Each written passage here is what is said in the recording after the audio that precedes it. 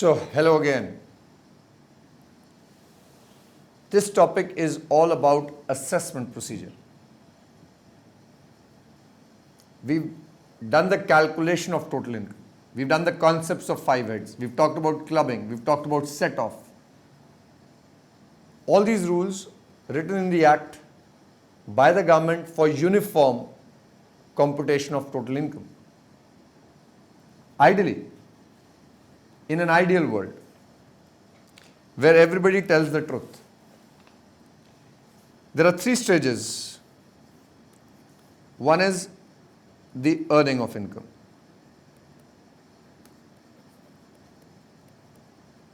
Okay, before I start this, in this particular lecture, I'm going to cover all topics applicable, all sections that we are going to be doing for returns, assessments and appeals. And thereafter, we'll pick up each one of them individually and do them in detail. But it's a very simple. Stage number 1 is earning of income. And we've talked about section 4, which says income earned in the previous year.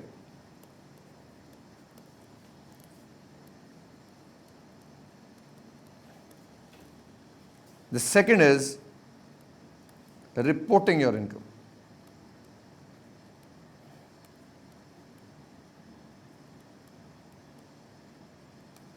Which is basically telling the department, look, this is what I earned. And while computing this, you have to obviously do it as per the provisions of the Income Tax Act. And because everybody does not know the Act, I told you, the government has chosen a few people who will read the Act and they will advise the rest of the world. And you and me are proud members of that fraternity. As chartered accountants, we give advice to our clients, but we are not the only ones. Lawyers can do it as well. In fact, the assessee can, on his own, read the Act and file the return. Now, ideally, if I report my correct income and pay my correct tax, there should be no issue, there should be no hassle. But we all know that reporting correct income and correct tax will involve a lot of cash outflow, so people don't do it.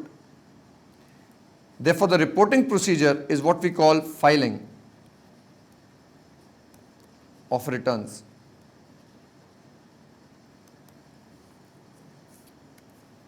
Because we all are not truthful, therefore the government has to check. So we have to check the computation. Now who's going to check it? So we have a Department of Income Tax.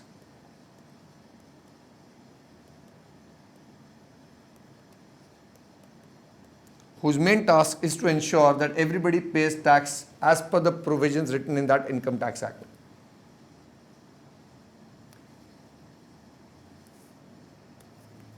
It is the job of the assessing officer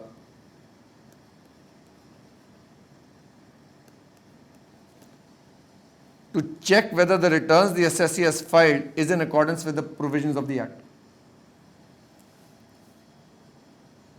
Then, if what you've done and what the AO is doing, because we are all human beings, I told you interpretations is different, then there's going to be a tussle, there's going to be a fight. There has to be a third person who will listen to both and give their opinion on what is the correct viewpoint. That now comes within what we call the appeals.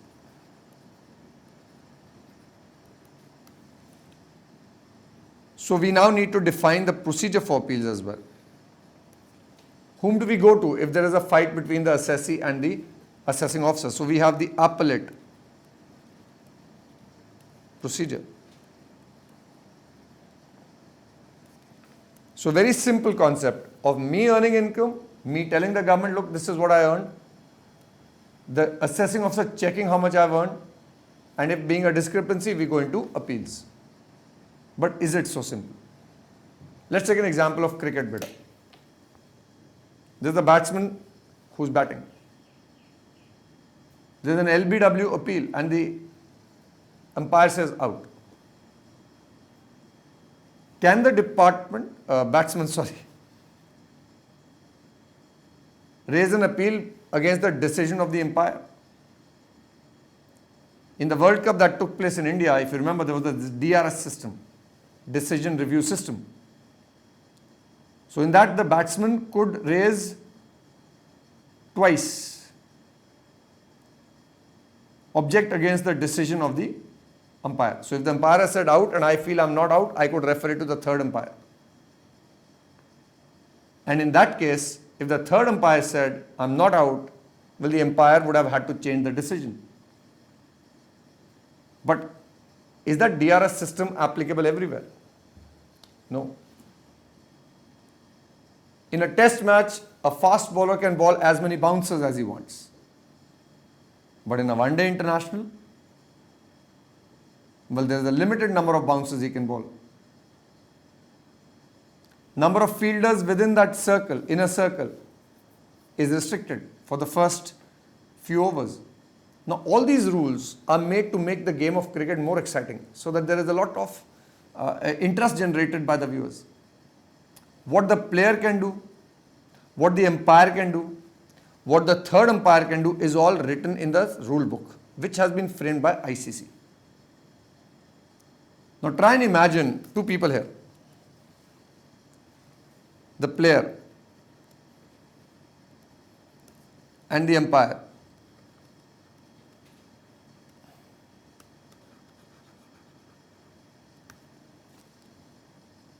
What he can do will be written in the act. What the assessing officer can do will also be written in the act. When can I go to appeal? Who can go into appeal? What can we appeal against? What points can I raise? What decision the appellate authority can give? What do we do after that decision comes? Everything has to be written in the act. So what we are reading is the rule book of the match between the assessee and the assessing officer. For example, can I walk into the department, knock into the office of the chief commissioner and say, look, I want to file my return? Of course not. Do I need to do that? Can I sit at home, use my computer and file the return? There is a provision we know today for filing electronic returns. So a very simple concept of me reporting and the assessing officer checking and we going to the third party will now become a little more complicated because we can't do it as per how we want to do it. I'm not feeling like filing my return today. I'll file it 3 years later. Should that be allowed? So we need to have strict rules to ensure everybody pays tax. There will be some truthful people in the world, but there will also be the naughty ones. The rules will be applicable to all of them. Now, what is your job and my job? We have to learn the rules. We have to read the rules. Because tomorrow, based on the power the AO has, your client gets a notice. And in the notice it is written, come to the office of the income tax department, bring your books, bring your everything. Well, the clients are going to be a little scared of the department, so they're going to come to you. Will we blindly just pick up the books of the client and go to the department? No. You will check whether the AO can issue that notice or not. Remember, his hands are as tight as yours.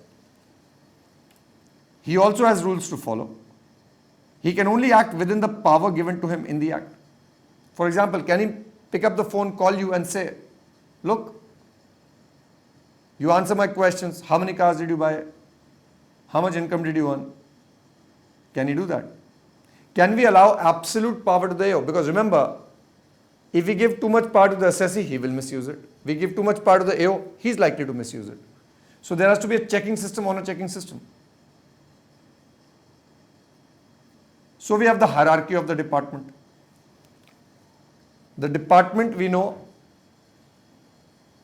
will have assessing officers, which are the joint commissioner, assistant commissioner, deputy commissioner, or the ITO. So we say JC, ACDC and ITO will be treated as the assessing officers.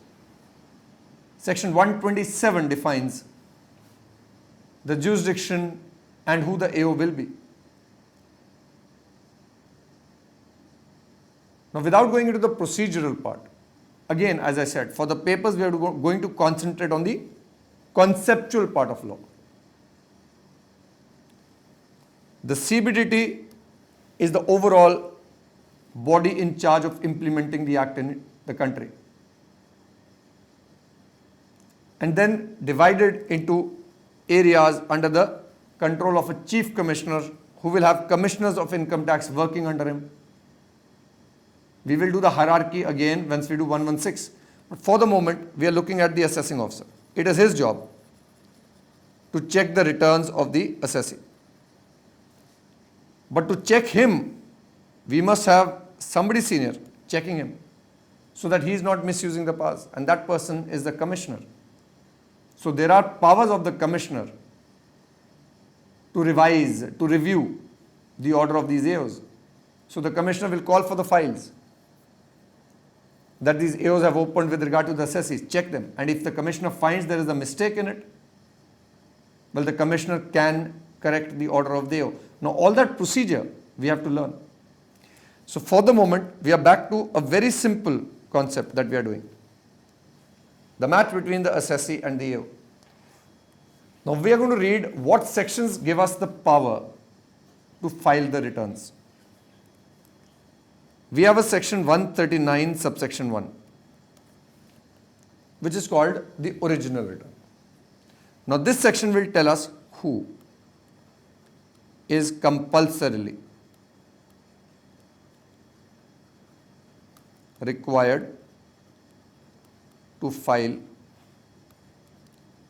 the return of income and by what date. Because he is waiting. If you are not compulsorily required as per law, he can't trouble you. But if you are, he will wait till the date you are required to file. If not, can he ask you for a return? He can only ask you for a return if there is a power given to him to ask you as per the law. Now that power is given under section 142(1)(1). The power of the AO to seek a return from the assessee where he has not filed a return. Now to take you through these two sections for the moment, let's make this chart now. Our previous year, 14-15, by the end of the year, we know how much income we earned. To make the task of payment easier, so that at this point of time, when you file the return, you don't have to make lump sum payments, the Act came up with the concept of advance tax, which is tax that is required to be paid in installments during the year in which you earn. But again, advance tax is something that you have to voluntarily pay. Which means, when I file my return, I have to voluntarily go and pay tax. Advance tax also I have to voluntarily pay. So you might not actually get up and pay. Because you have a feeling that how will the assessing officer know how much I have earned? So you might not actually go and pay your advance tax. To ensure that everybody's tax is actually collected by him at times, he's introduced the provisions of TDS. So actually, the provisions of advance tax and TDS are to recover the tax from you, which you're not ready to pay voluntarily maybe. So we've discussed TDS. Advance tax we will discuss when we start the detailing part of this. At the moment, as I said, we are doing an overview. So to make the task easier, to allow people to pay tax in installments, because over here, lump sum payment becomes a little difficult, we came up with advance tax. Because people don't pay the advance tax in time, we must have a penalty. So there is interest under 234B, interest under 234C, which we will detail slowly. The concept is very simple, as I said. You report, if everybody reports on time, there will be no interest and penalty. But what if those naughty people are not doing what the law asks them to do? Then the law prescribes penalties. And what do you and me do? We learn them. Because based on our knowledge of the Act, we will advise the client. Then we come to the due date, which is either 31st of July or 30th of September, and in some cases it is 30th of November as well. For whom is it 31st of July, for whom is it 30th September or 30th November? We will do, as I said, in the detailing. This is, as we call, the Lakshman Rekha. If you stay within that and you do your job as you're required to, the AO cannot trouble you. That means if you, up till this date, up till the due date by which you are required to file a return as per law, the AO cannot trouble you. He cannot send you a notice. But the moment this date is crossed, now his power starts. He can send you a notice saying, look, I was waiting for your return. You didn't file it. Please send it to me. Then comes the question in my mind, can I file a late return? Can I file it after the 31st of July or September or November? Section 139(4) tells me who can file a belated return. Is it valid? By when can you file it? All the provisions are given under 139(4).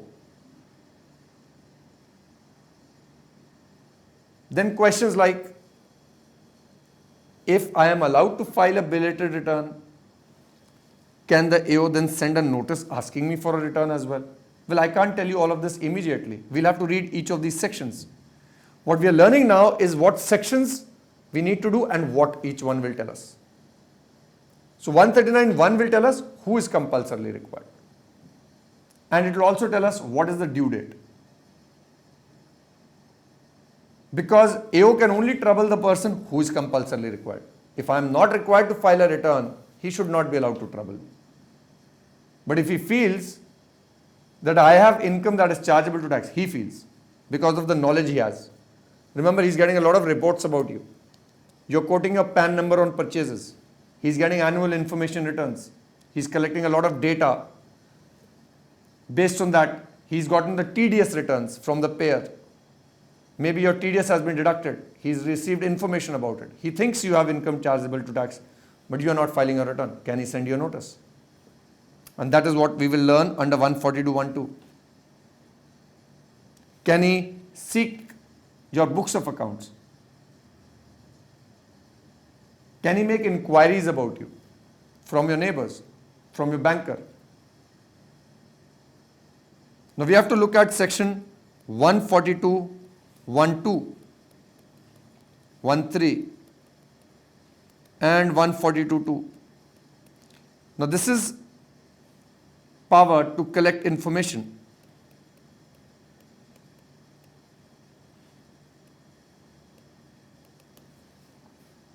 These are simple powers, which means by a notice he will ask you for the information. But if you're still not ready to give, well, then he has other powers. We have powers under 131, we have powers under section 132, 133, 133A, 133B. These are powers which are powers of the civil court as well at times, wherein if you do not comply with these notices, well then you are likely to be taken action against, maybe even jail. We are looking at search and seizure here. Power to seek for information here. We have power of survey, power of limited survey, and power of discovery and inspection. So 131 gives power of discovery, making inquiries, inspection. 132 talks about search and seizure, income tax raid. 133 is power to collect information. 133A is survey, and this is what we call limited survey. Now these are powers to be utilized with the permissions of the higher authorities. These we will do in a separate chapter. Powers of income tax authorities.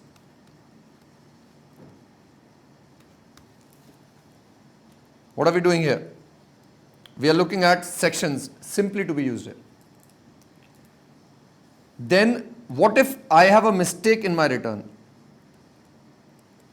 You know, I had an income wherein I told my accountant, please file a return.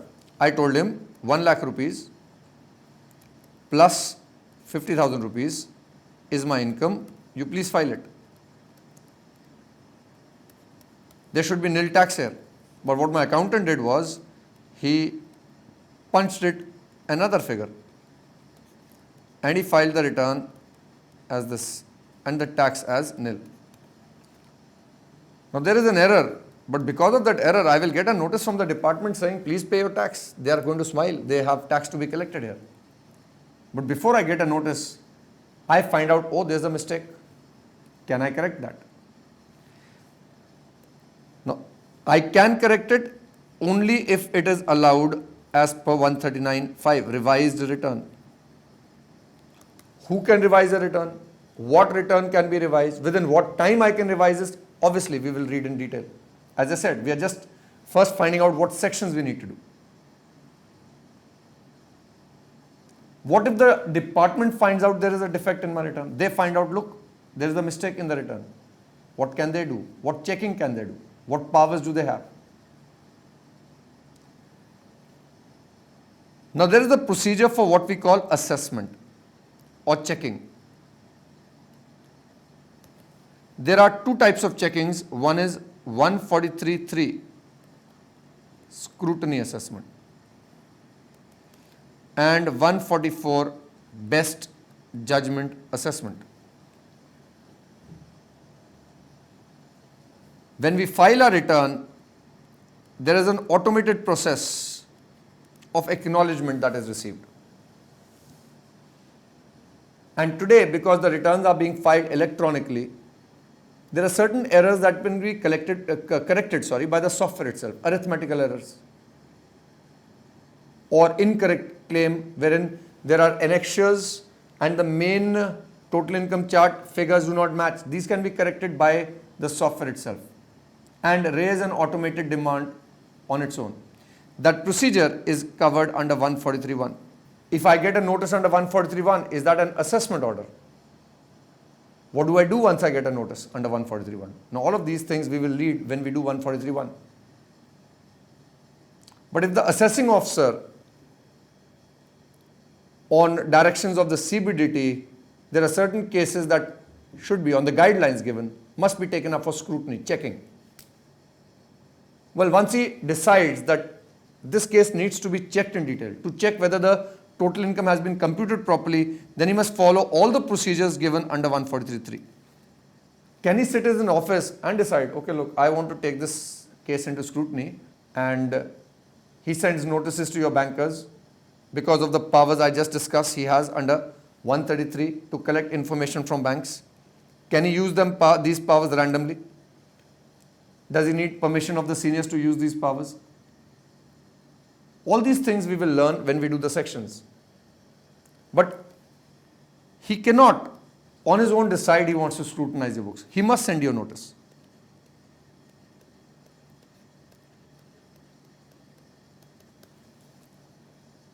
By when can he send the notice? Within how much time can the notice be sent? Can he make an assessment without sending a notice? What if he completes the assessment without sending a notice? Will that assessment be valid? Now all these questions become very important because remember, if your client gets a notice saying, look, there is a tax demanded 90 lakhs. The first thing you check is, has the AO followed the procedure prescribed by law? Did he send a notice? Was it sent in time? If not, if there is a default, well, we will say the order is annulled, cancelled, because the legal procedure mechanism has not been followed.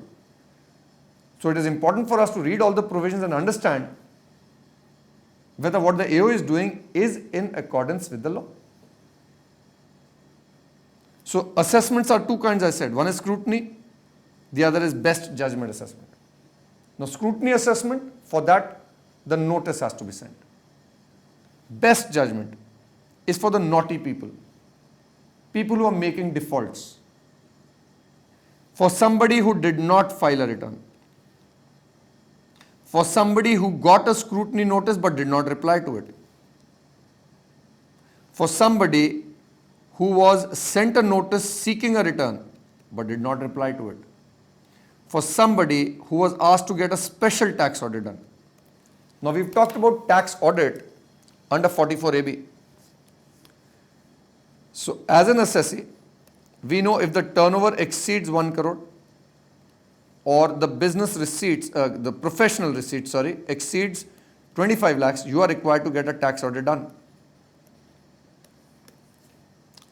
But this tax audit will be done by a CA.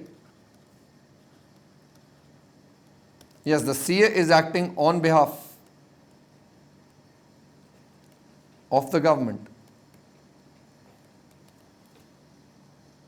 Well, that is nice to say, but the CA's fees is being paid by you.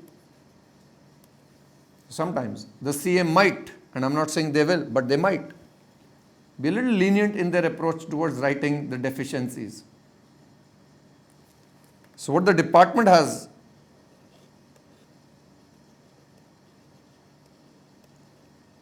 the AO will want his friend to conduct the audit, because this CA was your friend.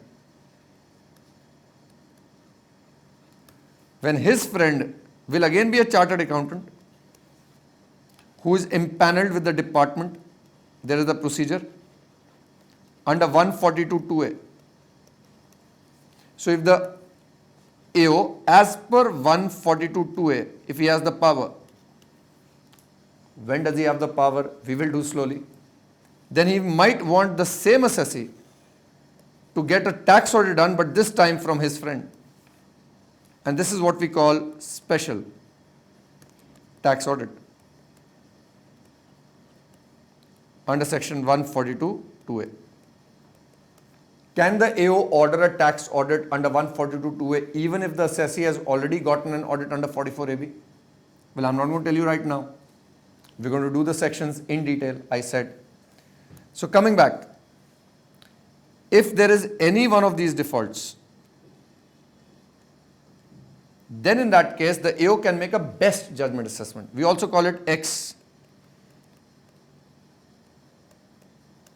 which means in this case, the AO, the procedure of assessment will be, he will collect his own information and make a guess about your income. But that guess cannot be random. It has to be based on logic as per the guidelines of section 144. Now for 144, does he need to send you a notice? What notice? What time period? Wait, we will do. So we have two assessments that we need to look at. One is 143(3), which is scrutinizing your accounts, and 144, which is for people who make a default. However, there are special cases wherein what might happen is, these two assessments can be completed within 2 years from the end of the relevant assessment year. Which means, if we are looking at the previous year, 2013-14, the assessment year is 2014-15. The assessments under 143(3) and 144, if taken up, and remember, all cases will not be taken up for assessment, then it must be completed within 2 years, which means 31st March 2017, from the end of the relevant assessment year. Why? Because this time period is given under section 153. So I want you to make some friends with me.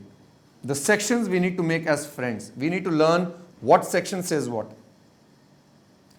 So going back, to read these two sections, I need to also read section 153, which gives me the time periods.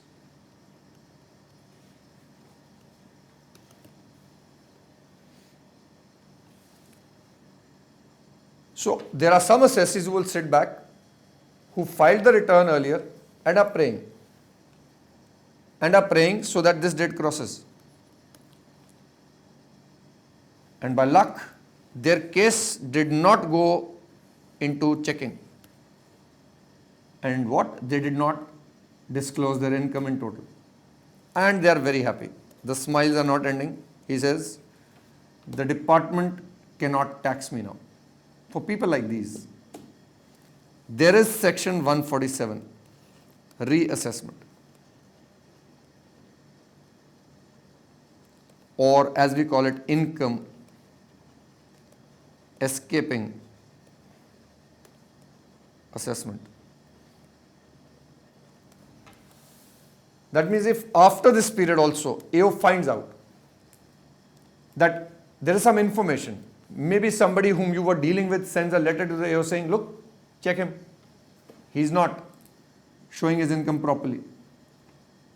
Maybe there's a audit report from CAG that comes to you. There is some information that the AO gets which says that the assessee has not been disclosing his income and he has reason to believe that certain income of the assessee has escaped assessment. Now, as per section 147, he can take up that income for assessment, that checking for assessment. But he can do that for a maximum of 6 years and 4 years, and then there is 16 years.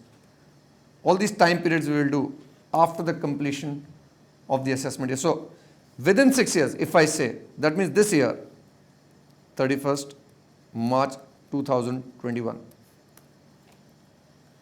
This is only for certain non-residents, therefore this is exceptional case. The maximum is 6 years. Now, if God has been kind to you and these prayers have been fulfilled that by 2021 none of the notices have come. Now, after this the AO cannot do anything. So, we have another section for us which is section 147. But this is reassessment.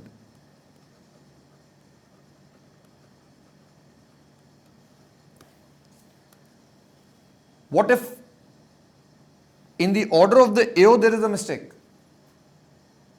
That means while making the order there was a mistake he made. But the order is passed, he has signed it. Assessee has paid the tax. He realizes, oh God, I made a mistake. I need to correct it. Can the AO file a revised return? Obviously no. So we have a section 154, rectification of a mistake,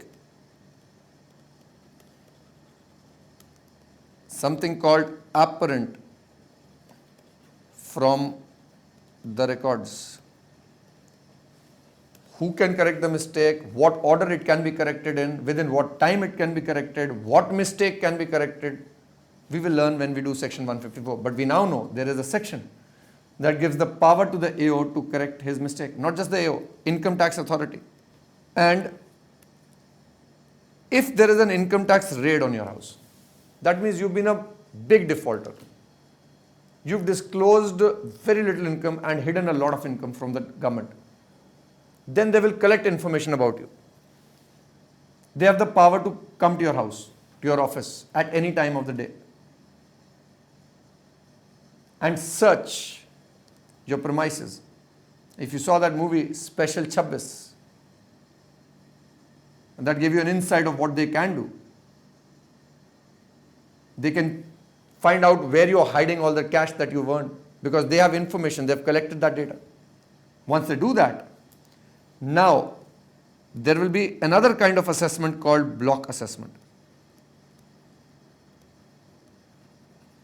Under section 153A, read with 153B and C.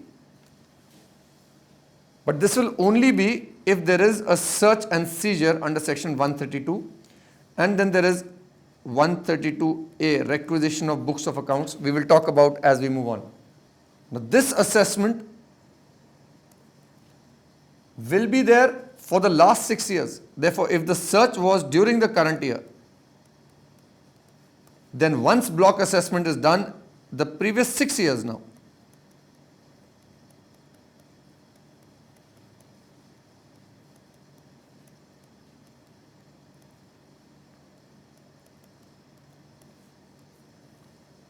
The total income will now be recalculated because of the information collected during search and seizure, even if in those years assessment under 143.3 or 144 had already been done, or 147. How it is done, within what time period, of course we will read 153A. Now let's go back and see what we've done. We need to know 139 tells me who is compulsorily required. 139.4 tells me, can I file a belated return?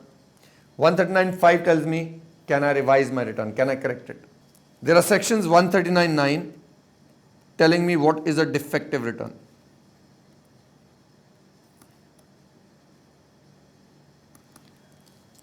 Then once I have disclosed my income to the department, the AO will have to check.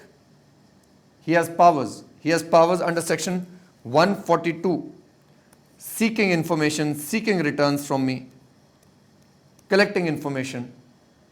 These are powers by simple notices that he can send. The powers of the AO. But if we are being very naughty, there are other powers I said which higher authorities can utilize. 131, 132, 132A, 133, 133A and 133B for collecting information or search and seizure and survey, where he can come to your office premises to collect information. But there are two types of assessments, checking procedures that are prescribed by law. One is under 143.3, that is scrutiny assessment. The other is under section 144, that is best judgment assessment, which we said will be completed within the time period mentioned under section 153, which is 2 years from the end of the relevant assessment year. But if after that period the AO finds that there is income you've hidden because of some information that comes to him, he can still take your case under section 147. If he finds there is a mistake he's made, he can correct it as per section 154. Now, if you are unhappy with any of these things that the assessing officer has done, then you should be allowed to go into appeal. So, appeal procedures, remember, whether under income tax or under excise or under customs, are not your birthright. You can only appeal if a right to appeal has been allowed under the Act. Please remember this. So, the appeal against the order of the AO.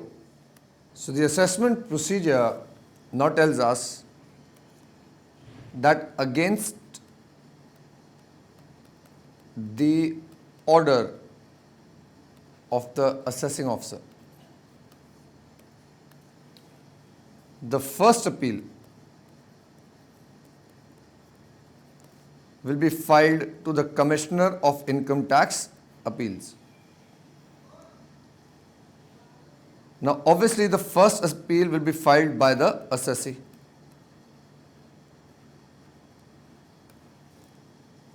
Thereafter, against the order of the CIT appeals, the appeal can be filed to the ITAT, thereafter to the High Court, and then finally Supreme Court.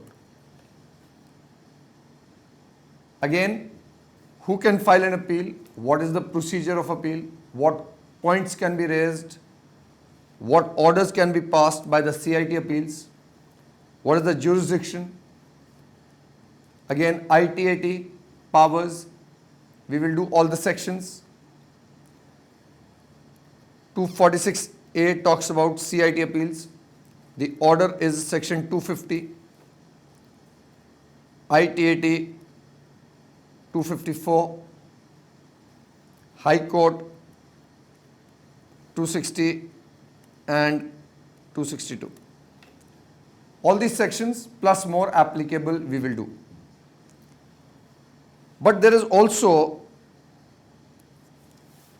the CIT, the Commissioner of Income Tax, whom I told you, can call for and examine the files, the records maintained by the AO. And if he finds an error, then he has the power to revise the order. So, in addition to this forum, the appellate forum, there is another revisionary forum.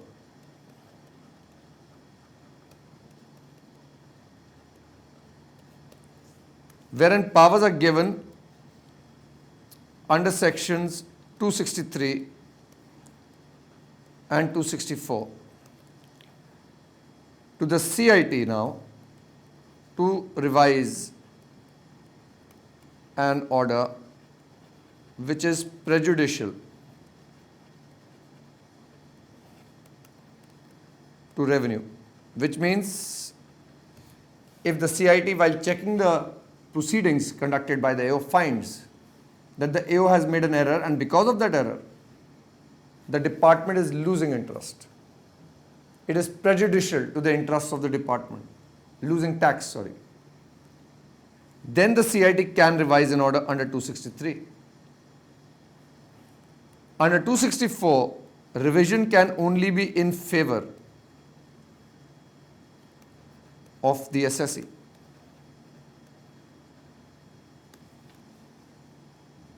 Again, who, what, where, we will discuss when we do that. Against the order under 263, the appeal can go to the ITAT. Remember, the CIT and the CIT appeals are at the same level. You cannot file an appeal to the CIT appeals against the order of the Commissioner of Income Tax. So the appeal will go to the ITAT. But under 264, there is no further appeal possible. So all these points we will do once we start the appeals. So, but for the moment what we are learning is that there is an appellate procedure and there is the revisionary forum. When does a commissioner revise an order? When do we file an appeal? We will discuss as we move on. In this particular topic, we are looking at an overview of all the sections. In addition to these powers, these are against appeals under the Income Tax Act.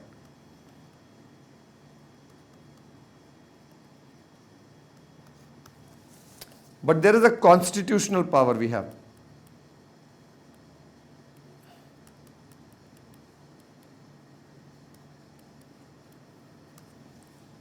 To file a writ petition in the High Court or a special leave petition in the Supreme Court.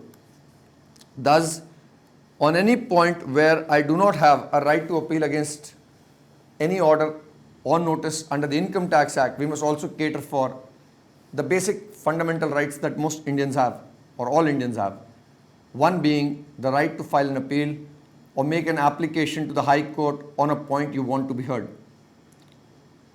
For example, you feel that there is anything that is going on in the country that is not according to you, right, for the people of this country. For example, in the locality you live in, there is a liquor vent that has opened. And because of that liquor vent, there are a lot of people who come there who disturb the peace of that area. You've tried approaching the authorities, they are doing nothing. Can I go and file an appeal to the High Court to listen to the point? Yes, that power, that right is there.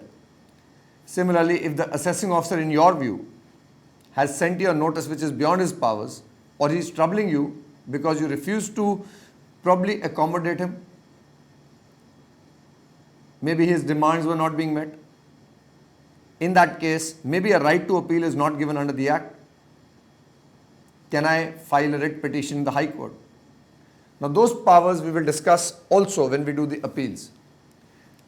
So, to sum it up, 3 basic procedures. Step 1, earning of income during the previous year. Step 2, filing the return in the assessment year. Step 3 is the checking of the returns by the assessing officer, which we've discussed. 143.3, 144 are the only 2 assessments. There is a 143.1 which is an automated procedure. 147 is reassessment, and then there is assessment under 153A, which is called block assessment for search and seizure. And then there is the appeals that we may go into.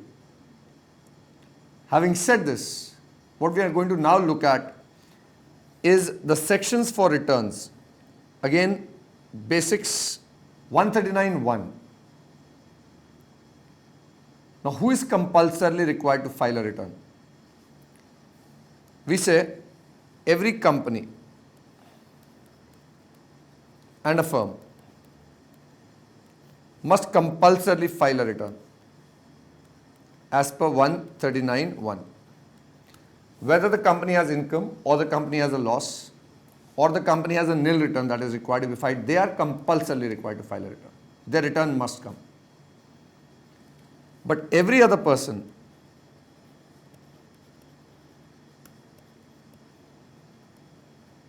is compulsorily required to file the return only if the total income before deduction under sections 80C to 80U exceeds the minimum exemption slab. Then the person is compulsorily required to file a return. We will do the relevance of these, but let's first understand what the sections are saying. Then comes the due date. For a company, we all know there is an audit prescribed even under Companies Act. And a company is into business always, so is a firm. The time period given after the end of the year, we say the year ends on 31st March, we have 31st of July. That gives about 4 months. But if we take it by 30th of September, that gives about 6 months. So the government is of the view that companies require a little more time than the others to file their return. So the due date of the company will always be 30th of September. Unless the person is covered by 92E, transfer pricing. So if you have international transactions with regard to which you are required to maintain books, documents given under section 92D, and you require a report from a chartered accountant under 92E, we will do that in the chapter on transfer pricing. In that case, because there is a report of the CA required, we need more time. The due date then becomes 30th of November. And this is not just for a company, it is for every person covered by 92E. The report of the accountant under transfer pricing is required. For a firm and every other person, if they are covered by 44AB, then it is 30th of September. If they are not covered by 44AB, then it is 31st of July. And if they are required under 92E, then the due date is 30th of November. So is a firm compulsorily required to file a return? Yes. What is the due date of return? Well, that will depend upon the turnover. Let's take a case. We say business income is 1 lakh. Now, business income is after deduction of all expenses under 3237. Now, if this assessee is a company,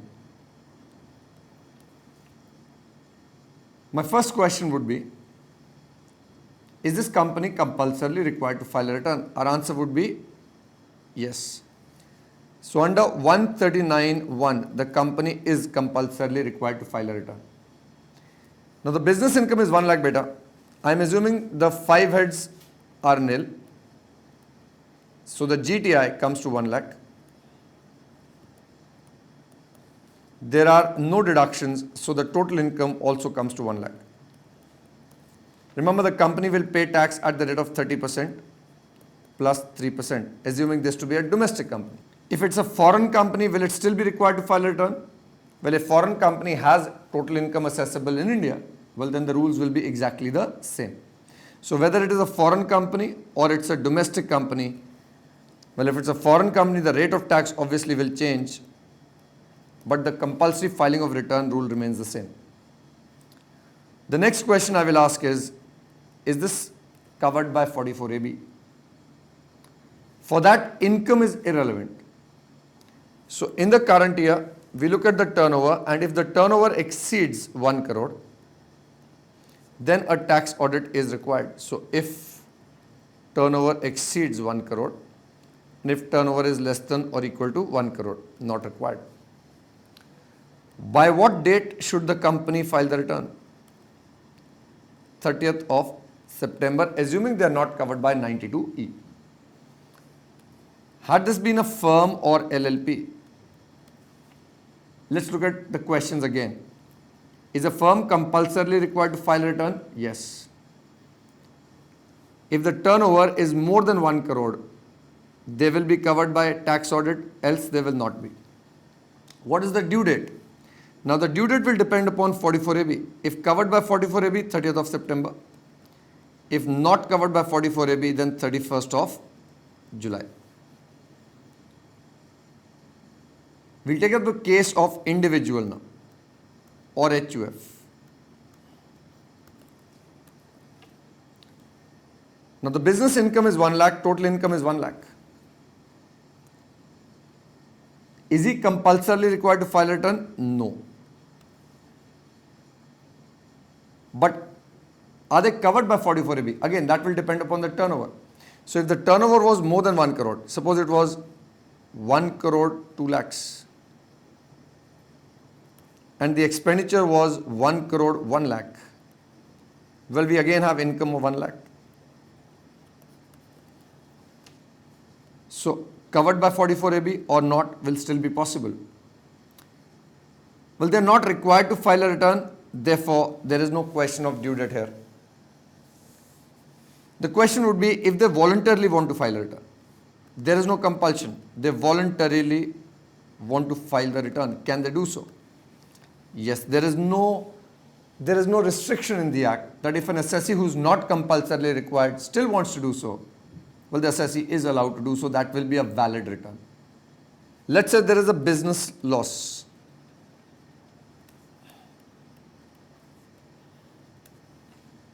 There is a business loss of 7 lakhs. Again, if I ask the questions, a company, I have LLP, firm, and individual or HUF. 139.1, 44AB, we said turnover exceeds 1 crore, less than or equal to 1 crore, and the due date. Now, business loss is 1 crore. Let's say turnover is 90 lakh and expenditure is 97 lakh. Therefore, there is a loss of 7 lakhs. There is no other income. By now, we will all know that GTI in such a case will be nil. GTI, remember, can never be negative. Deductions under 80C to 80U can never exceed GTI. Therefore, if GTI is nil, deductions will be nil and the total income will also be nil. Now, in such a case, will the company be required to file a return? The company is always compulsorily required to file a return. Now, in our example, the turnover is less than 1 crore. Therefore, there is no need to get the tax audit done. Because the company is compulsorily required, the due date, remember, is always 30th of September. Unless it is covered by 92E. We are ignoring that. In case of a firm, again, the compulsory filing of return is there. There is no requirement for tax audit. And because the due date is dependent upon the requirement of tax audit, then the due date now becomes 31st of July. In case of individual and HUF, there is no compulsion. They need not file a return. There is no requirement to get the tax audit done. There is no question of due date.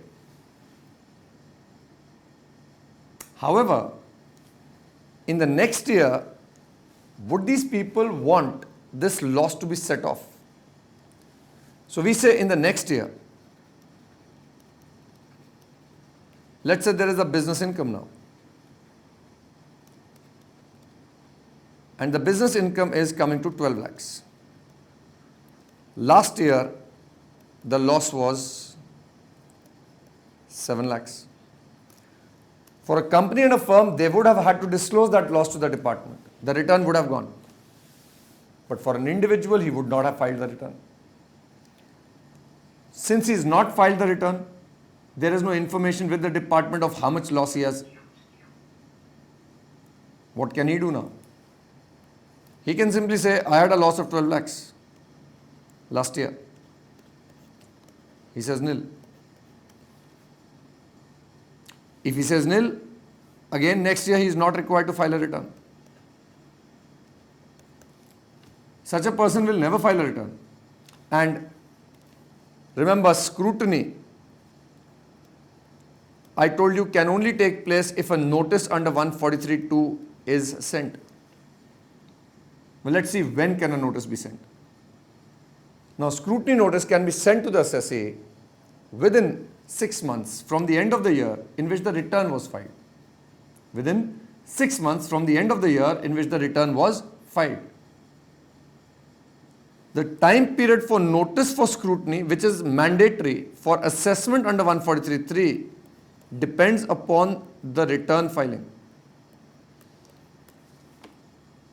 So if I filed my return on 1/10/13, end of the year becomes 31st March 14, the scrutiny notice can come by 30th September 14.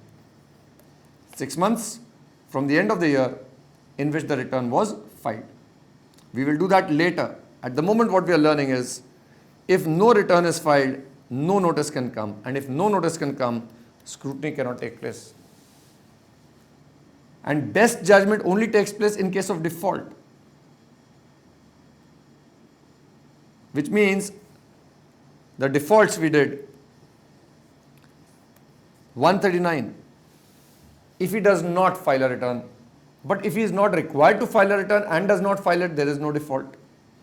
Scrutiny notice in such a case cannot be sent because he has not filed a return. First, the AO will have to ask him to file a return under 142(11).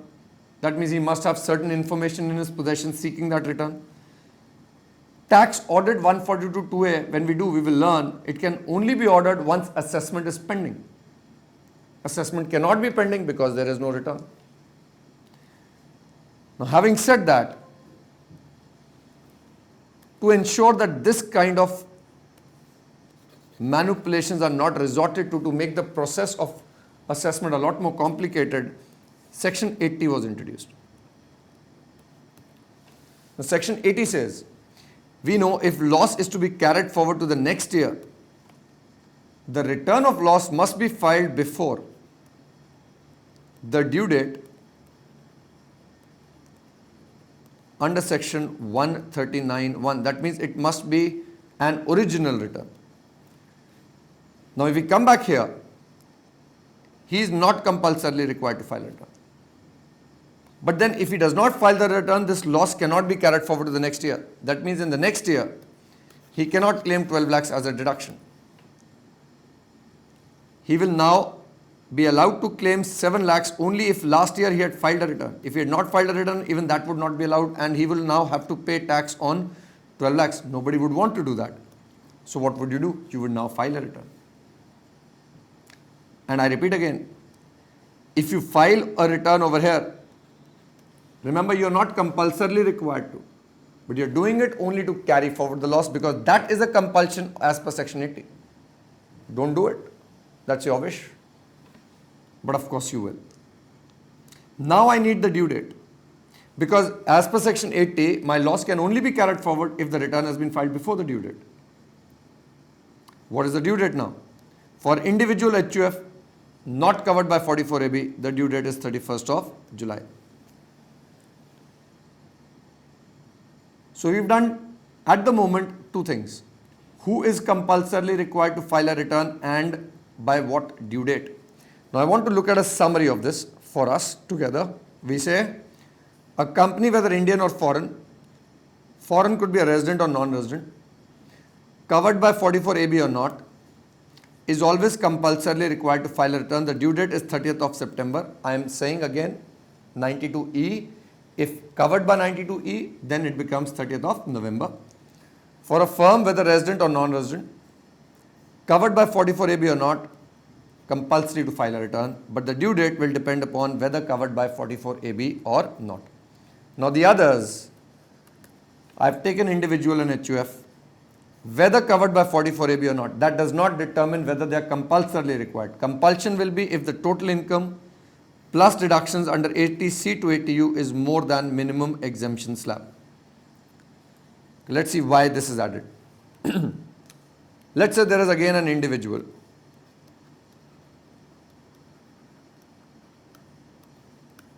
He says, my income GTI is 10 lakhs. Less, he's going to claim deductions of 80C to 80U. Now he says, I have invested 10 lakhs. And he says nil. Because his total income is nil, tax he says is nil, and he does not file a return. He does not file a return, AO cannot send a scrutiny notice, cannot be checked. If this happens, whether he has claimed these deductions properly or not, we don't know because it can't be checked. Who knows whether he has actually invested money in 80C? Who knows he's actually given donations under 80G? He's claiming a deduction of 10 lakhs. He can. So to ensure that the AO gets adequate opportunity to check whether these deductions are claimed properly or not, the condition of filing of return does not depend upon total income. It depends upon GTI. So law says, as per fourth proviso to section 139(1), we say, if the total income before deductions of 80C to 80U is more than minimum exemption slab, then the return filing is compulsory. But that does not mean he has to pay tax. Well, remember, the tax is still on total income. The tax will still be nil, but now the return filing becomes compulsory. So, if his total income plus deductions of 80C to 80U is more than minimum exemption slab, then the return filing is compulsory. However, the due date will again be dependent upon whether covered by 44AB or not. And again, if covered by 92E, then the due date is 30th of November. From the module, I will read what parts we need to. So we say a company, and we are looking at the due date of filing the return. A company, other than a company required to furnish a report of a C under 92E, or a person other than a company whose accounts are required to be audited under the Income Tax Act under 44AB, and a working partner of a firm whose accounts are required to be audited under the Income Tax Act. For all of them, the due date is 30th of September of the assessment year. Now, why the working partner? Let's have a look again. We know that if a firm is covered by 44AB, the due date of filing the return becomes 30th of September. Now imagine, Mr. X is a partner in a firm. He is getting salary, bonus, commission, remuneration and interest. Now, his income will depend upon the provisions of 40B applicable to the firm. That means the amount taxable in his hands will only be the amount allowed as a deduction to the firm. We know that. But the amount allowed as a deduction to the firm will be as per 40B. And the calculation of that will happen when the firm files the return, which is by 30th of September. Which means till 30th of September or till the time the firm files the return, he cannot file the return. Therefore, it is necessary to remove the practical difficulty that will arise in such a case and say that, okay, for a partner who's a working partner, because remember 40B in case of salary, bonus, commission is only applicable for working partner. Non-working partner payments are not allowed as a deduction. Interest is, but then we know interest is 12%. There is no need to wait for anything. 40B depends upon book profits. We've done all of this in assessment of firms. So the due date now becomes 30th of September again. So a working partner of a firm whose accounts, whose means the firm's accounts, are required to be audited under the Income Tax Act or under any other law. In case of an assessee being a company, now this was a problem when this was first introduced. The acts, when we look at 92E, does not apply only to a company. It applies to every person. But the due date had been changed only for a company, which was removed last year, and the words any person. So any person covered by 92E, the due date becomes 30th of November, and in any other assessee, it becomes 31st of July. Well, simple things like, if the due date of filing of return is a holiday, then we can file by the immediately next day. Limits of 44AB we've done. Now CBDT sometimes extends the due date. Maybe there's a lot of rush. Maybe Diwali is approaching. Sometimes Diwali date comes early.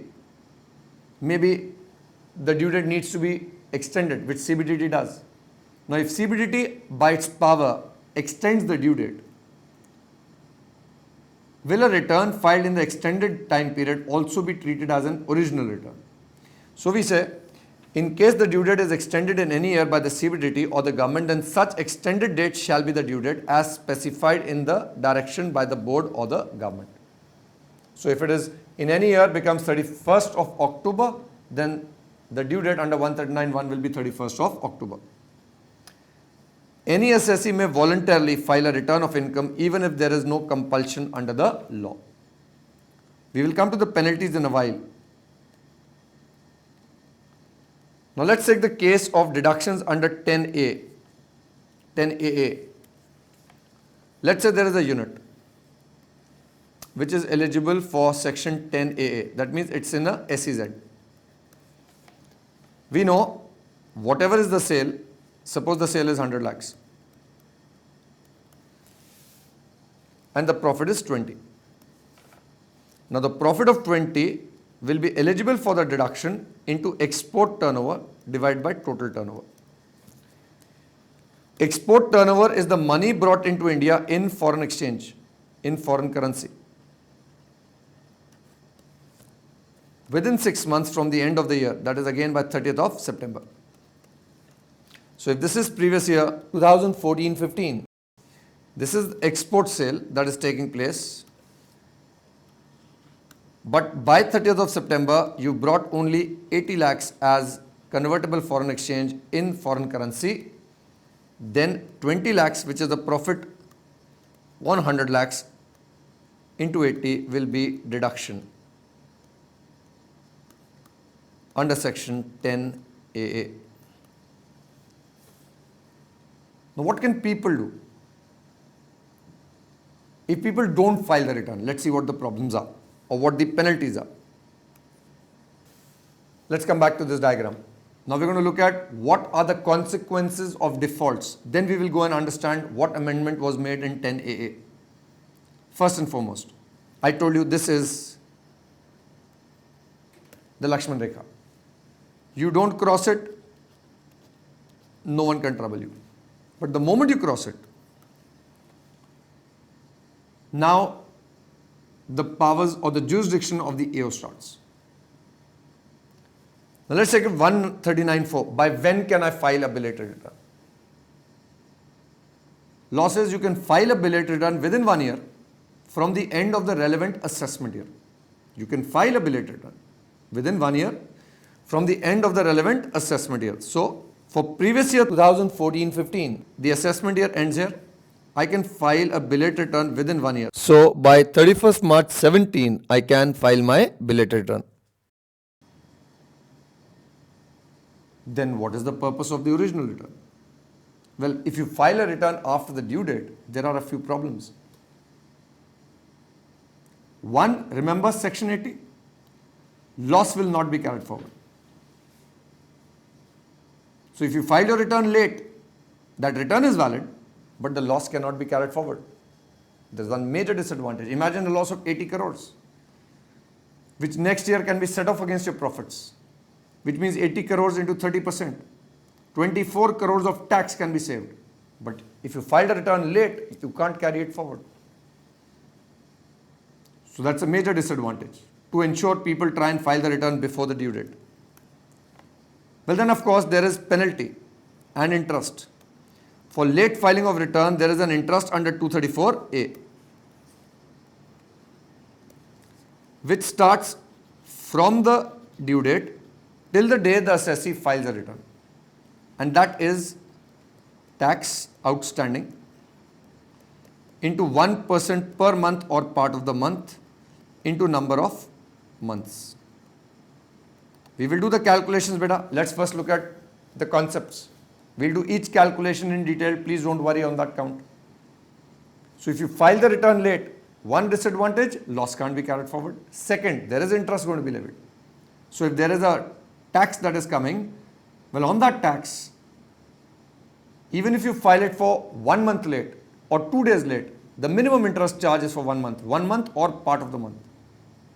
So saying if due date is 31st of July and you file the return on 1st of August, 1 day late, you will be levied interest for 1 complete month at 1% into the tax outstanding.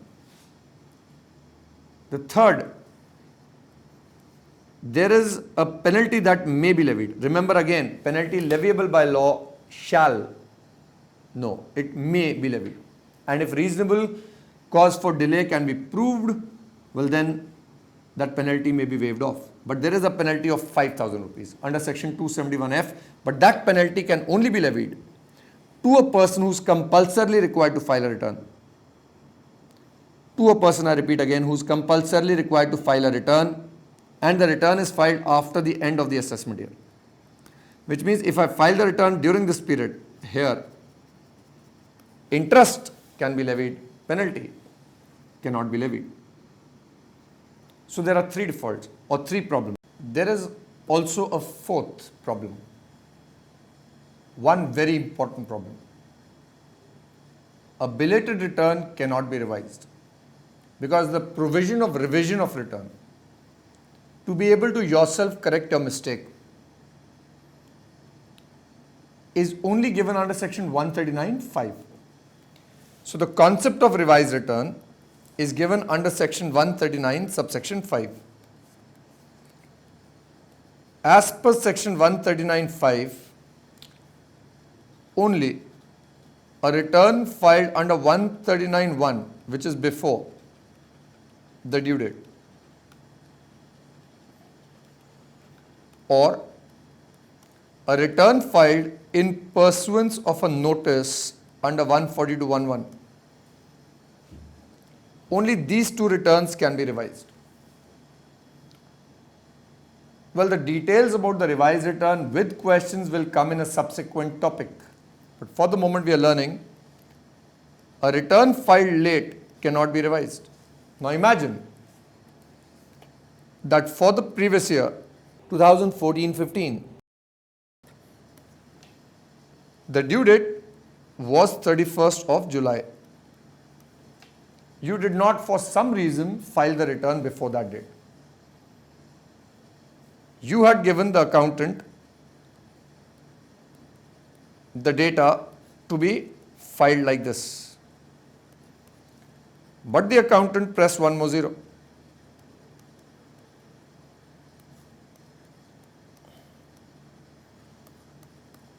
Now there is a mistake. You've seen the mistake, but you filed this return on 1/8, 1 day late. Can I now revise this return? The answer is no. Why? Because the condition or the provision for revising the return, as I said, is given only under 139(5). A belated return cannot be revised. Now that's to dissuade people to take the due date lightly. Now to be able to correct this, you will have to go to the AO, get him to open the proceedings under section 154 to rectify the mistake, to prove to him that this is a genuine mistake. But had you filed the return before the due date, you could have automatically refiled the return as a revised return without having to go to the department. So what are the defaults or the implications of filing a late return? One, we said loss cannot be carried forward. Second, we said there is interest under 234A, which is mandatory, cannot be waived off. Penalty under 271F, which will only be levied after the end of the assessment year. And now we know that as per 139(5), the return filed late cannot be revised.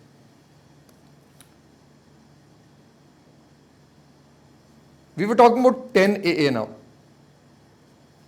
We said a person who is going to be claiming a deduction under 10AA, he files or he does not file a return. He says, if by chance they find out about me and they send me a notice, at that time I'll file a return. In that return, I will claim my deduction. I will maximum be levied interest. I will be levied maximum penalty of 5,000 rupees. He is ready to pay that. Why is he not wanting to file the return? Because, as we know, people are wary about sending information to the income tax department. So this guy says, look, I don't want to give my information. I don't want him to know about me. I am doing my business. Let me try not filing the return. Or if I file the return maybe 1 year later, let's see, I can file a belated return. I will maximum have to pay a penalty and interest. Now we are giving a big deduction to people who are covered by the SEZ 10A. We are actually exempting their profits for 15 years. We are allowing a deduction of the entire profits if the money is brought into India. We must at least have the opportunity to check. The AO must have the opportunity to check whether money was actually brought into India. Like I just told you, if a return is not filed, the case cannot be taken up for scrutiny. So to ensure that these people are more careful about filing the return, provision has been added in 10AA saying that if a return for a person who is claiming this deduction is not filed before the due date, then no deduction will be allowed.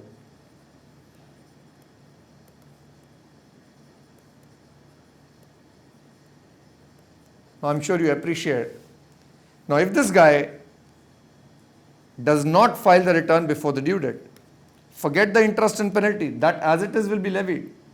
But this time, he will not get this deduction. If he does not get the deduction, he will now have to pay tax on the entire 20 lakhs.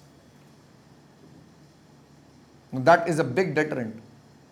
So, 10AA people must compulsorily file the return before the due date if they want to claim the deduction under 10AA. Similarly, for people claiming deduction under 80 IA, IAB, IC, IB, ID, IE, no such deduction shall be allowed unless he furnishes the return of his income for the assessment year on or before the due date specified under 139. Similar amendment has been made in section 10AA. So no deduction is available under these sections if the return is not filed before the due date under 139(1).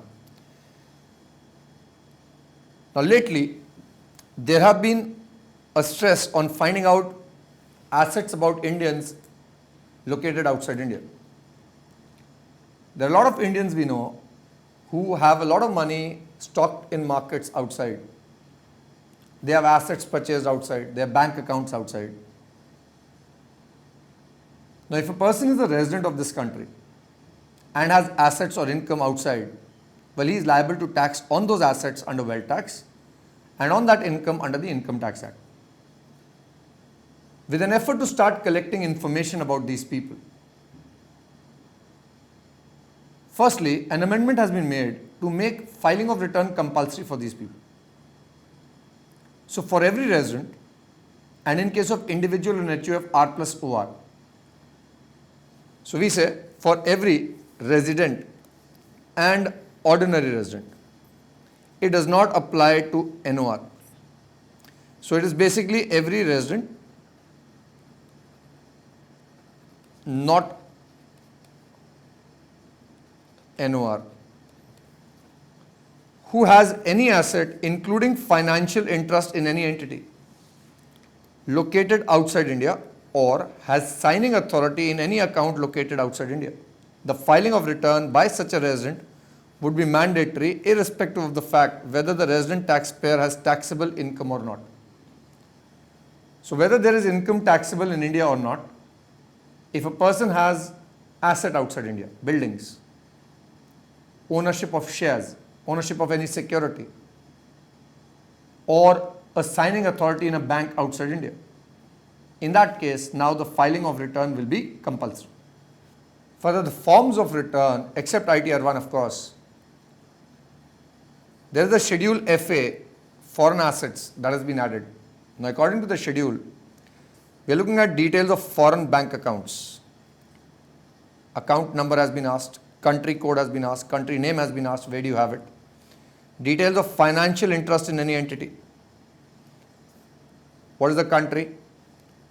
Total investment that you've made. Details of immovable property. Details of any other asset in the nature of investment. Details of accounts in which you have signing authority and which have not been included in A to D above. All this information is now to be given in the schedule for foreign assets. The reason being that a person who has any asset outside India is now compulsorily required to file a return. Now they are collecting data.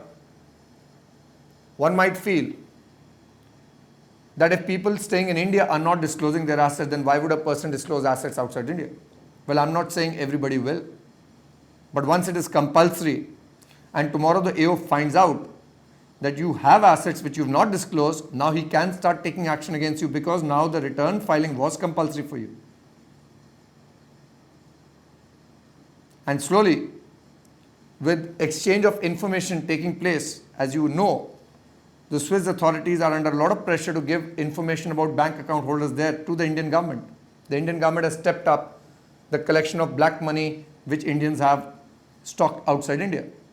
So, well, the first steps are being taken. There will be certain people who will comply with them, certain will not. But then that's the point. If they don't, then they are evading the provisions of the Act and then action can be taken against them. Further, when we do section 147, reassessment, you will learn that if information about assets outside India is found today, then the case for the last 16 years of these people can be reopened under the income tax law in India. Once we do 147, I will try and correlate that for you. Then comes the question, what is the mode of filing the return? Well, there are ITR 1 to ITR 7 forms, each for a different purpose. We are not going to go through the details of what each form is for, but that is not a question that the examiner will raise. But I have given you the details in the notes so that you can go through them. Plus, if you have been filing returns practically, you would know what form each one is to use. Now today, these forms do not have any documents attached to it.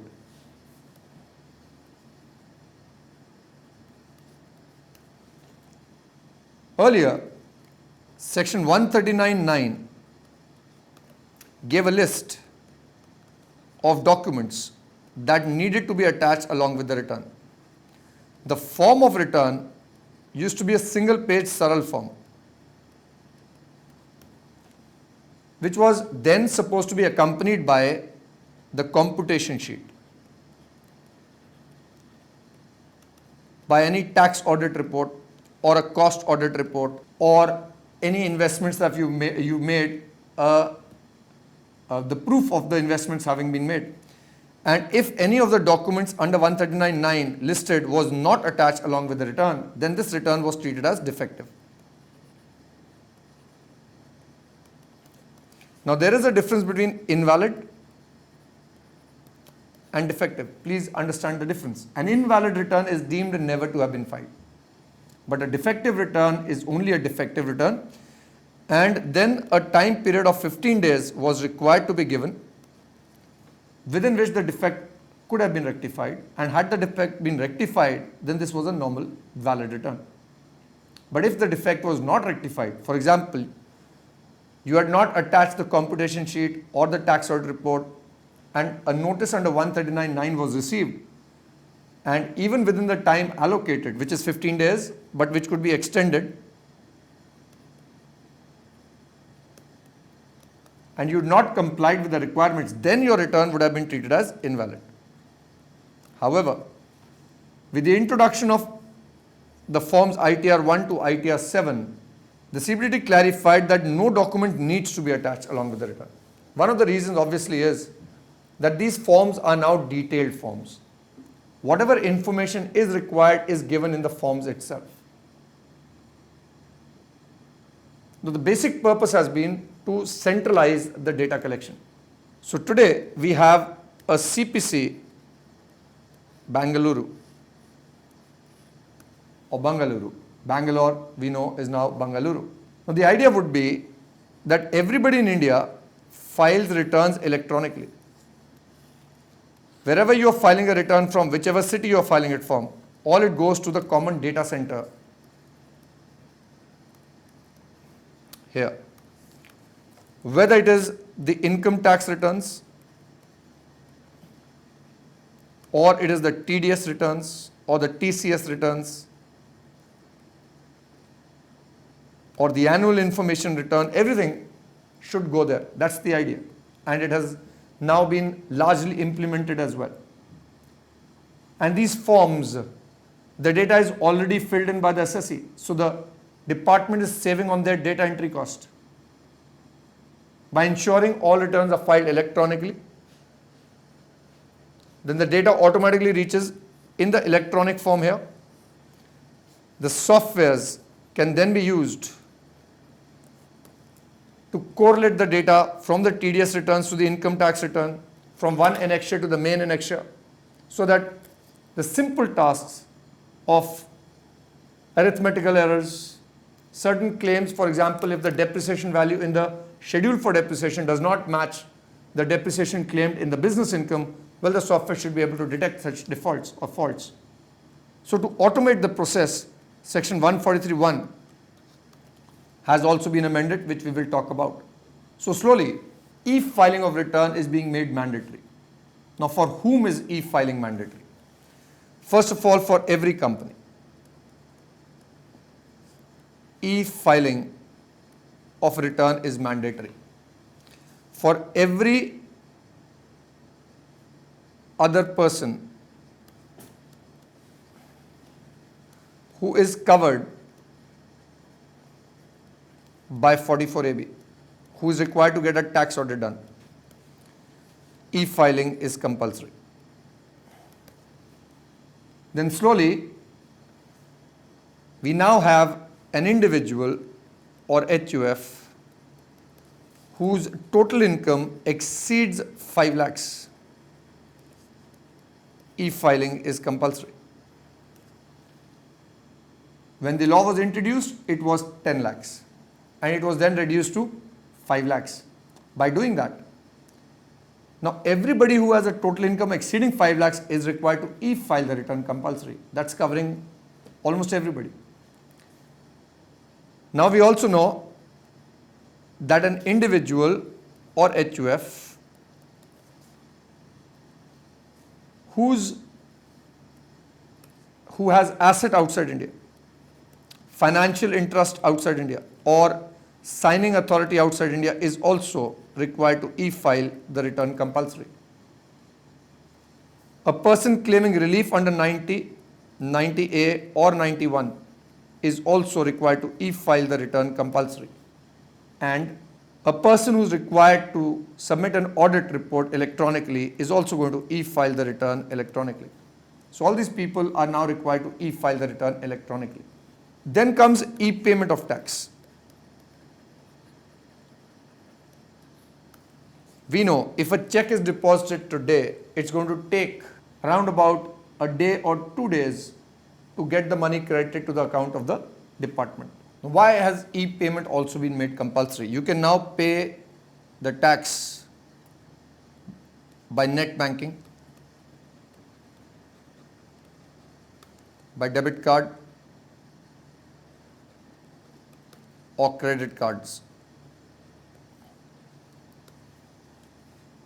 Now imagine approximately 41 lakh crore rupees to be collected by way of direct taxes as per budget estimates. Now, if there is a 2-day gap between the day the check is deposited and the money is credited to the account of the government, we'll look at the lot of interest that is going to be lost.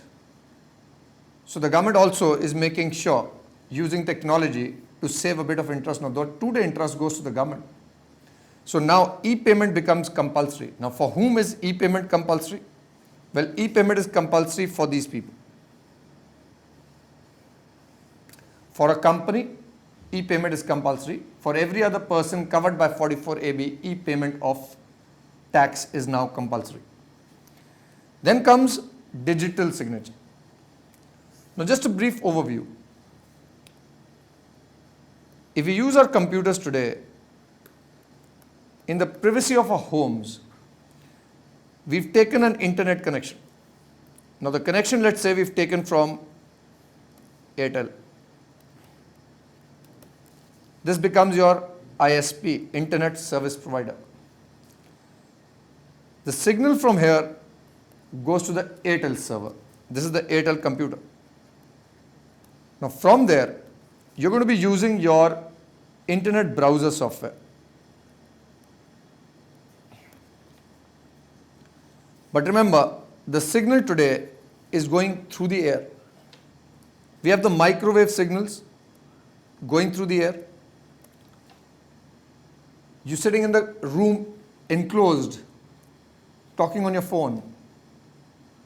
When all the doors and windows are closed, the signal still gets transmitted from your phone, through the air, through the walls, through the doors, to the satellite, and there to the receiving station. All of this because there is a microwave transmission going on. Now, all the data is being sent in the form of waveform or digitally in the form of zeros and ones. Now, that technology, obviously, we are not experts in.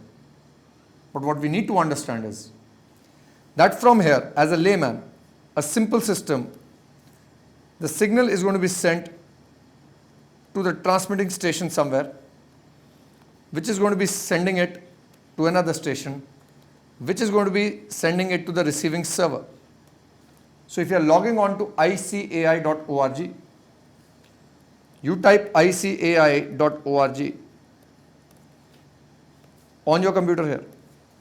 Now your browser checks the IP address of where this website is located across the world. Then a signal is sent and access is granted to this server. On this, there is the website of icai.org. From here, you start downloading information.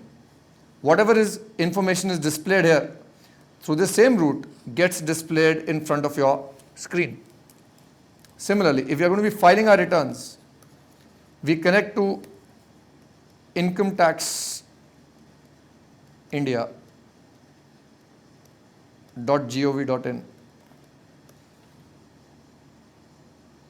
Now you download the forms, which means the forms now come to your screen here. You fill them up and you upload them, which means the data is again transmitted through the air up till here. What you also have to understand is you and me don't understand how this entire system works very clearly. We just have a brief overview, conceptual understanding of it. But this guy, somewhere in the world, someone who knows how to catch the data being transmitted in the air, someone who has his equipment ready, that as the data is being transmitted, he can capture it, change it, and resend it.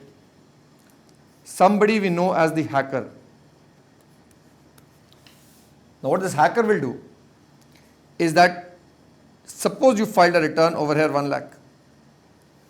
You're very happy, your tax is nil. Now this guy has a naughty thought in his mind. He captures that return, changes the figures, adds just about 3 zeros and forwards it to the department. The assessing officer of your area has a big smile on his face. He now sends you a notice saying, please pay your taxes. You no longer are smiling.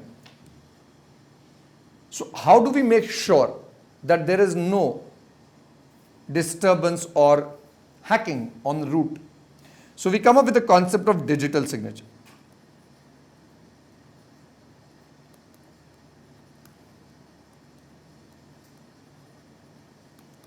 Now, digital signature is nothing but a coding software, encrypting software, which is now given in the form of pen drives, which you must run on the return before you transmit it. The department will have the public key, that is the decode software. What you have is the private key, that is the coding software. During the route, if there is anybody who's trying to tamper with your return, well, there is a code that will change. The encryption formula will change, which over here can be detected. So it can be ensured that the return you filed is the return that was received by the department. Now this process is called digital signature. You of course have to buy that digital signature. But at the moment, digital signature has not been made compulsory for everyone. The digital signature is compulsory again for a company and every other person covered by 44AB. These guys are required to file the return electronically, but at the moment, digital signature is not compulsory for them. Therefore, there are two ways of filing electronic returns. One is with a digital signature, the other is without a digital signature. Now, once your return reaches the department, we know there is an acknowledgement that comes back. That acknowledgement can then be printed and kept in your file. Your return has been filed. But if you've not used a digital signature, then to ensure that what you filed is what has reached the department, you need to take a printout of this and then send it to the CPC Bengaluru within 120 days, so as to ensure, so as to accept that whatever digital authentication what you got is exactly what you had filed, so that there is tomorrow no issue that may arise. So if you do not use a digital signature, then you need to file the ITR-V form, ITR verification form within 120 days. ITR-7 has to be filed in the paper form only. This is for charitable trusts, people filing return under 139(4)(c), 139(4)(d), and others who are not covered by the compulsory part can either use digital signature, they may not use digital signature. People who are not required to electronically file a return, people whose total income is less than 5 lakhs can still file it manually, but if they want, they can even file it electronically. Let's look at a question that came. Miss X, an Indian resident, owns for the financial year ending 31st March 14, a house property in London purchased in July 03, a shop in Sydney purchased in June 05, and space in a commercial complex in New York purchased in April 11. She is also having authority to operate the bank account maintained with Citibank London of a company owned by her daughter and son-in-law since June 12. Is she compulsorily required to file a return? We know she is a resident of India, even if she has no total income accessible in India. But because she owns asset outside India and even has a signing authority in a bank outside India, now this person is compulsorily required to file a return. The return must be filed electronically with or without digital signature. Let's take another one. X is a resident and ordinary resident in India. He has a house property and a bank account outside India. Discuss whether X is required or not required to file his return of income for assessment year 15-16 if his total income is below the exemption limit. Like we just discussed, as per Finance Act 2012, this person will be compulsorily required to file a return, again because for a person resident in India other than not ordinary resident, and he or it has any asset located outside India or signing authority, for such a person, may be an individual or a person other than individual who satisfies the above two conditions, furnishing of return has become mandatory irrespective of the fact whether the person has taxable income or not. Thus, consequently, X will have to submit his return even if the total income is less than the minimum exemption slab. So let's answer a few questions as to who all are compulsorily required to file a return here. So we said discuss whether the following persons are compulsorily required to file a return and whether the return is to be filed electronically using digital signature or not. Mr. X has income from business 70,000. X has no other income. Now we are assuming obviously the total income now is 70,000. Therefore, the total income is below minimum exemption slab. This person is an individual, no compulsion.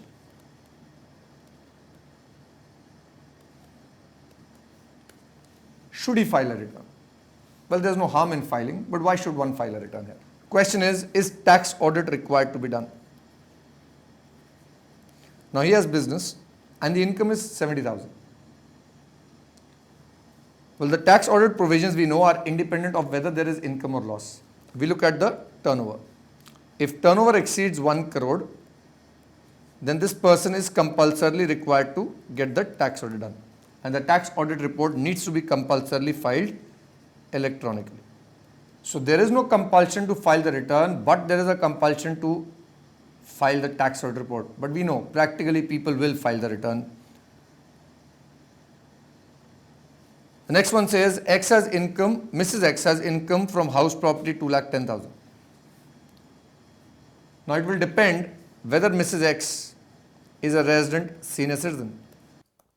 Now since the total income will also be 2,10,000 and it is less than minimum exemption slab, no compulsion to file the return. Had the total income in this question, let's assume house property income would have been 2,60,000. Then if the person was a resident senior citizen falling in the slab of 3 lakh or 5 lakhs, then there would have been no compulsion to file the return. However, for a person falling in the slab of 2.5, it would have been compulsory to file the return. This, of course, we are talking about GTI, no deductions, and the same becomes total income. Mr. X has income from salary 480 and income from house property 5,000. Now there is a total 4,85,000. Again, assuming that Mr. X is either a non-resident or if resident, then not a very senior citizen. That means the slab is not 5 lakhs. Then there is compulsion to file the return. But because the total income does not exceed 5 lakhs, e-filing is not compulsory. Mr. X has income from salary 480 and interest income 50,000. So a total of 5,30,000. Now filing of return is compulsory, even if it's a very senior citizen, because the total income exceeds the minimum exemption slab. Even in that case, therefore filing of return is compulsory. Then comes e-filing. Since total income exceeds 5 lakhs, e-filing is also compulsory, but digital signature is not compulsory. In such a case, ITR-V form will have to be signed, verified and sent.